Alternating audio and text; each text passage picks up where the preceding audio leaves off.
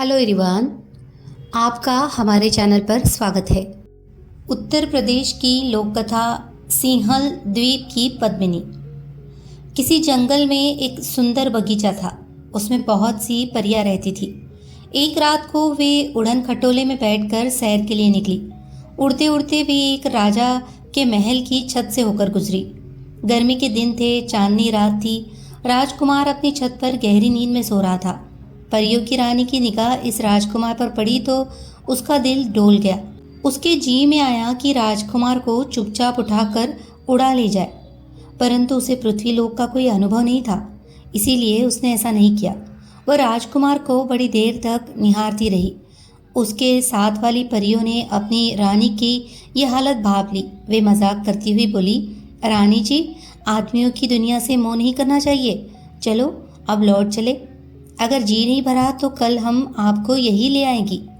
परी रानी मुस्कुरा उठी, बोली, अच्छा चलो, मैंने कब मना किया। लगता है जिसने मेरे मन को मोह लिया है उसने तुम पर भी जादू कर दिया है।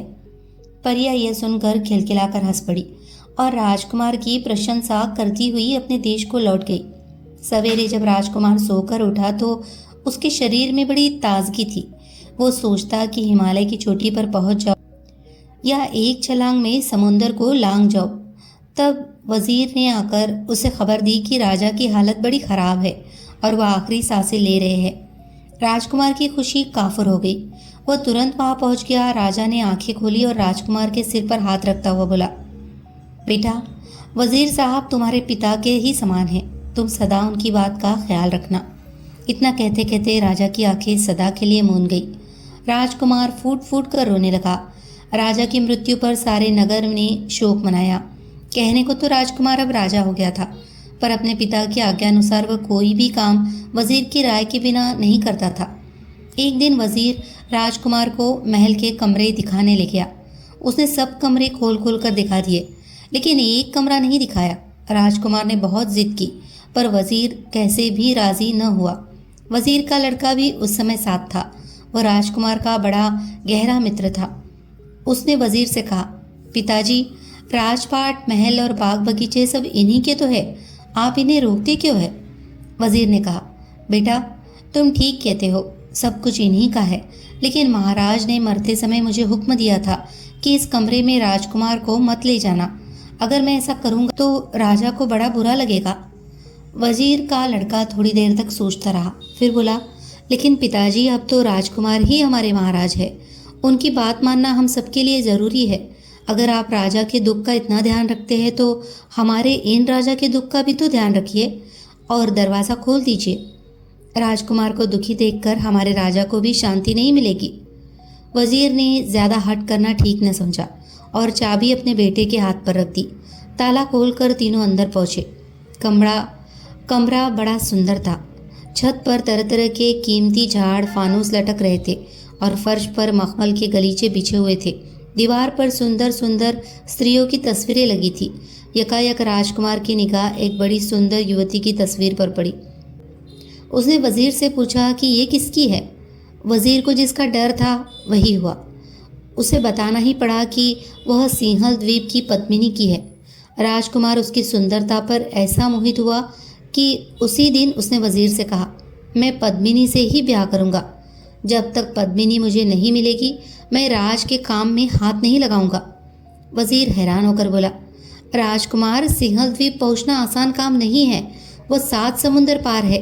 वहां भी जाओ तो शादी करना तो दूर, उससे भेंट करना भी असंभव है। उसकी तलाश में जो भी गया लौट कर नहीं आया। फिर ऐसे अनहोने काम में हाथ डालने की सलाह मैं आपको कैसे दे सकता हूँ। पर राजकुमार अपनी बात पर अड़ा रहा। वजीर का लड़का उसका साथ देने को तैयार हो गया। वे दोनों घोड़े पर सवार होकर चल दिए।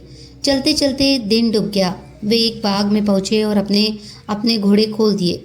हाथ मुंह धोकर कुछ खाया पिया। वे थके हुए तो थे ही, चादर बिछाकर लेट गए। कुछ देर के बाद ही गहरी नींद में सो गए। आँख खुली और चलने को हुए तो देखते क्या है कि बाग का फाटक बंद हो गया है और वहाँ कोई खोलने वाला नहीं है। बगीचे के बीचों बीच संगमरमर का एक चबूतरा था। आधी रात पर वहाँ कालीन बिछाए गए। फूलों और इत्र की सुगंधित चारों ओर फैलने लगी। फिर चबूतरे पर एक सोने का सिंहासन रख दिया गया। कुछ ही देर में घर घर करता हुआ एक उड़न खटोला वहां उतरा। उसके चारों पायों को एक एक परी पकड़े हुए थी और उस पर उनकी रानी विराजमान थी। चारों परियों ने अपनी रानी को सहारा देकर नीचे उतारा और रत्न जड़ित सोने के सिंहासन पर बिठा दिया। परी रानी ने इधर उधर देखा और अपनी सखियों से कहा, वो देखो, पेड़ के नीचे चादर बिछाए 2 आदमी सो रहे हैं। उनमें से एक वही राजकुमार है, उसे तुरंत मेरे सामने लाओ। हुक्म करने की देर थी कि परियां सोते हुए राजकुमार को अपनी रानी के सामने ले आई। राजकुमार की आंख खुल गई। वह परियों की जगमगाहट से चकाचौंध हो गया। परियों को अपने आगे पीछे देखकर उसे बड़ा डर लगा और हाथ जोड़कर बोला, मुझे जाने दीजिए। परी रानी ने मुस्कुराते हुए कहा, राजकुमार, अब तुम कहीं नहीं जा सकते, तुम्हें मुझसे विवाह करना होगा। राजकुमार बड़ी मुसीबत में पड़ गया। बोला, परी रानी, मैं क्षमा चाहता हूँ। मैं सिंहल द्वीप की पद्मिनी की तलाश में निकला हूँ। इस समय मैं विवाह नहीं कर सकता। परी ने कहा, बोले राजकुमार, सिंहल द्वीप की पद्मिनी तक आदमी की पहुंच संभव नहीं है। वह दैवी शक्ति के बिना कभी नहीं मिल सकती। अगर तुम मुझसे विवाह कर लोगे तो मैं तुम्हें ऐसी चीज दूंगी जिससे सिंहल द्वीप की पद्मिनी तुम्हें आसानी से मिल जाएगी।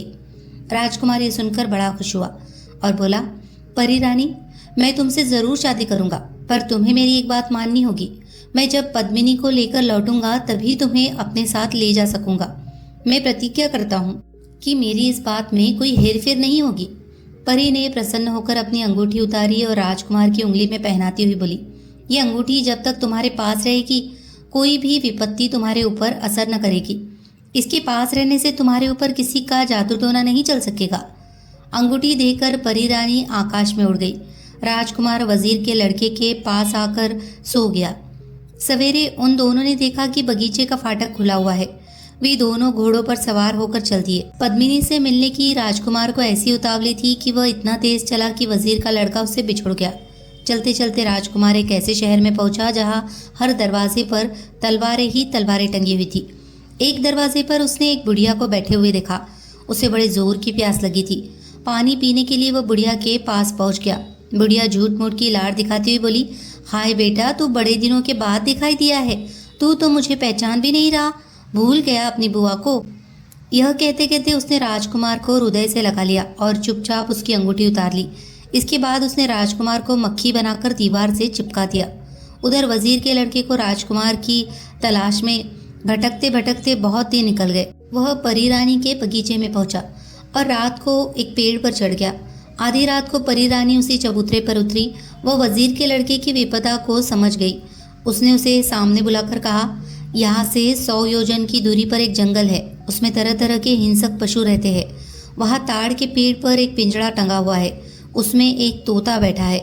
उस तोते में उस जादूगरनी का सारा जान छिपा है जिसने तुम्हारे राजकुमार को मक्खी बनाकर अपने घर में दीवार से चिपका रखा है। वजीर के लड़के ने पूछा, इतनी दूर मैं कैसे पहुंच सकता हूँ?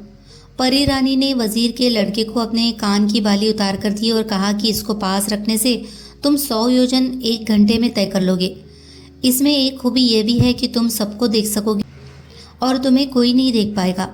इस प्रकार तोते के पिंजरे तक पहुंचने में तुम्हें कोई कठिनाई नहीं होगी और तोते को मारना तुम्हारे बाएं हाथ का खेल होगा। वजीर का लड़का बाली लेकर खुशी खुशी जंगल की ओर चल दिया। पेड़ के पास पहुंचकर उसने पिंजरा उतारा और तोते की गर्दन मरोड़ डाली। इधर तोते का मरना था कि जादूगरनी का भी अंत हो गया। वजीर का लड़का वहां से जादूगरनी के घर पहुंचा। जादूगरनी की उंगली से जैसे ही उसने अंगूठी खींची कि राजकुमार मक्खी से फिर आदमी बन गया। वजीर के लड़के से मिलकर राजकुमार खुशी के मारे उछल पड़ा। वजीर के लड़के ने राजकुमार को सारा किस्सा कह सुनाया। अब दोनों साथ साथ पद्मिनी से मिलने चल दिए। चलते चलते वे बहुत थक गए थे। रात भर के लिए वे एक सराय में रुक गए। राजकुमार सो रहा था। उधर से विमान में बैठकर महादेव पार्वती निकले। दोनों बातचीत करते चले जा रहे थे। यकायक महादेव जी ने कहा, पार्वती, इस नगर की राजकुमारी बहुत सुंदर और गुणवती है। राजा उसकी शादी एक काने राजकुमार के साथ कर रहा है। अगर ब्याह हो गया तो जन्म भर राजकुमारी को काने के साथ रहना पड़ेगा। मैं इसी सोच में हूँ कि इस सुंदरी को काने से कैसे छुटकारा दिलाऊं। पार्वती जी ने नीचे सोए हुए राजकुमार की ओर इशारा करते हुए कहा, देखिए जरा नीचे की ओर, कितना सुंदर राजकुमार है। विमान उतारिए और राजकुमार को लेकर वर की जगह पहुंचा दीजिए। महादेव जी को यह युक्ति जच गई। उन्होंने ऐसा ही किया। राजकुमार की शादी उस राजकुमारी से हो गई। विदा के समय राजकुमार बड़े चक्कर में पड़ा। विवाह करने के बाद लौटते समय मैं तुम्हें साथ ले जाऊंगा, इस समय तो तुम मुझे जाने दो। राजकुमारी को राजकुमार पर विश्वास हो गया। उसने उसे 2 बाल दिए, एक सफ़ेद और एक काला। राजकुमारी ने कहा कि काला बाल जलाओगे तो काला हो जाएगा और सारी इच्छाएं पूरी कर देगा। राजकुमार बाल पाकर बड़ा खुश हुआ और राजकुमारी को लौटने का भरोसा देकर सिंहल द्वीप की ओर चल पड़ा। पहले उसने काला बाल जलाया। बाल के जलाने की देर थी कि काला दैत्य राजकुमार के आगे आ खड़ा हुआ। राजकुमार पहले तो बहुत डरा, पर वह जानता था कि वह दैत्य उसका सेवक है। उसने हुक्म दिया, जाओ वजीर के लड़के को मेरे पास ले आओ। काला दैत्य उसी क्षण वजीर के लड़के को राजकुमार के पास ले आया। फिर बोला, और कोई आज्ञा? राजकुमार ने कहा, हम दोनों को पद्मिनी के महल में पहुंचा दो। कहने की देर थी कि वे पद्मिनी के महल के फाटक पर आ गए। वहां एक हष्ट-पुष्ट संतरी पहरा दे रहा था। उसने अंदर नहीं जाने दिया। राजकुमार ने फिर काला बाल जलाया। दैत्य हाजिर हो गया। राजकुमार के हुक्म देते ही काले दैत्यों की पलटन आ गई। उन्होंने रानी पद्मिनी के सिपाहियों को बात की बात में मौत के घाट उतार दिया। इसके बाद दैत्य गायब हो गए। राजकुमार और वजीर का लड़का महल में घुसे। राजकुमार ने सफ़ेद बाल जलाया। सफ़ेद देव आ गया। राजकुमार ने उसे कहा, मैं पद्मिनी से विवाह करना चाहता हूँ, बारात सजा कर लाओ। जरा सी देर में देव अपने साथ एक बड़ी शानदार बारात सजा कर ले आया। पद्मिनी के पिता ने जब देखा कि कोई राजकुमार पद्मिनी को शान शौकत से ब्याहने आया है और इतना शक्तिशाली है कि उसने उसकी सारी सेना नष्ट कर डाली है, तो उसने चू तक न की। राजकुमार का ब्याह पद्मिनी से हो गया। अब राजकुमार पद्मिनी को लेकर अपने घर की ओर रवाना हो गया। रास्ते में उसने उस राजकुमारी को अपने साथ लिया जिसने उसे बाल दिए थे। इसके बाद परी रानी के बगीचे में आया। रात को सब वही ठहरे। आधी रात को परी रानी आई। राजकुमार उसे देखकर बड़ा प्रसन्न हुआ और बोला कि तुम्हारी ही कृपा का फल है जो मैं पद्मिनी को लेकर यहाँ अच्छी तरह लौट आया। ये दूसरी राजकुमारी भी तुम्हारी तरह मुसीबत में मेरी सहायक हुई है। तुम इसे छोटी बहन समझकर खूब प्यार से रखना। परी रानी गदगद कंठ से बोली, राजकुमार, तुम्हारी खुशी में मेरी खुशी है। पद्मिनी के कारण ही हम दोनों को तुम्हारे जैसा सुंदर राजकुमार मिला है। पद्मिनी आज से पटरानी हुई और हम दोनों उसकी छोटी बहनें। वे सब उड़न खटोले में बैठकर राजकुमार के देश में आ गई। नगर भर में खूब आनंद मनाया गया और धूमधाम के साथ राजकुमार की तीनों रानियों के साथ सवारी निकाली गई। कहानी अगर आपको पसंद आई हो तो प्लीज़ इसे लाइक करें, शेयर करें और कमेंट करें और हमारे चैनल को सब्सक्राइब भी कर लीजिए। धन्यवाद।